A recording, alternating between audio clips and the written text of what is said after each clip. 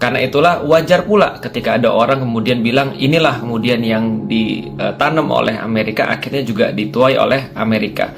Karena memang Presiden Trump itu berkata all hells will break out, bahwasanya neraka itu akan dibukakan ketika orang-orang Hamas itu tidak membebaskan sandera-sandera Israel. Padahal kondisinya tuh nggak begitu. Sandera-sandera yang diambil oleh Israel itu jauh lebih banyak, ribuan kali lebih banyak daripada sandera-sandera yang diambil oleh Hamas. Dan itu pun kalau kita lihat big picture-nya, Palestina ini adalah daerah pendudukan di mana Israel adalah penjajah yang justru harus hengkang dari sana. Dan wajar banget ketika orang-orang juga kayak merasa senang ketika di Los Angeles terjadi kebakaran, dan kabarnya juga di New York terjadi kebakaran, dan itu kayak sebuah hukuman ya, karma kata orang untuk orang-orang Amerika yang mendukung Israel. Tapi teman-teman sekalian, tentu saja kita secara pribadi kita tetap mengatakan innalillahi wa inna ilaihi rojiun. Kita tetap mengatakan kita berbelasungkawa, kita tetap mengatakan bahwasanya kita berduka cita dengan kejadian yang terjadi di Los Angeles. Karena kenapa? Karena tidak ada satupun manusia yang layak untuk disyukurin ketika mereka mendapatkan musibah, yang layak untuk dibully ketika mereka mendapatkan musibah. Kita tetap berbelasungkawa, kita tetap kemudian untuk menyampaikan bahwasanya kita turut berduka dan kita merasakan apa yang mereka rasakan, kita berempati pada mereka. Karena tentu saja tidak semua orang-orang Amerika yang berada di tempat kejadian itu semuanya menanggung kesalahan pemerintahnya Amerika.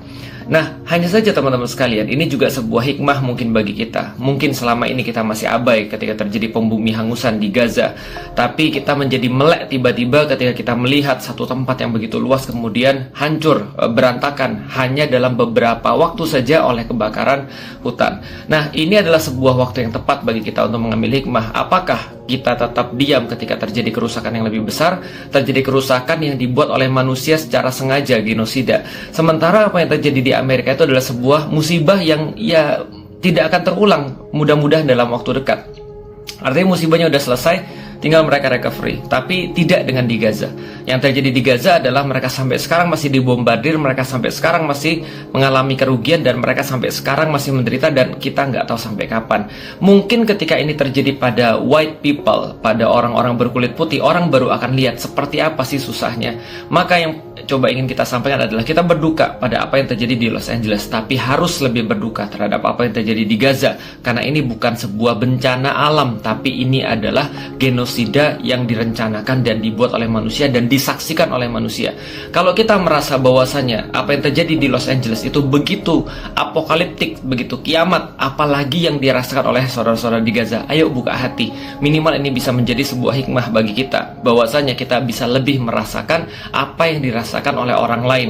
Karena itu teman-teman sekalian, ini sebagai sebuah pengingat bagi kita. Mudah-mudahan apa yang kita suarakan ini meskipun tidak didengar, tapi Allah punya cara agar ini didengar. Ketika orang-orang sedih ketika melihat kejadian di Los Angeles, maka ini membukakan juga mereka sebuah kejadian yang lebih parah.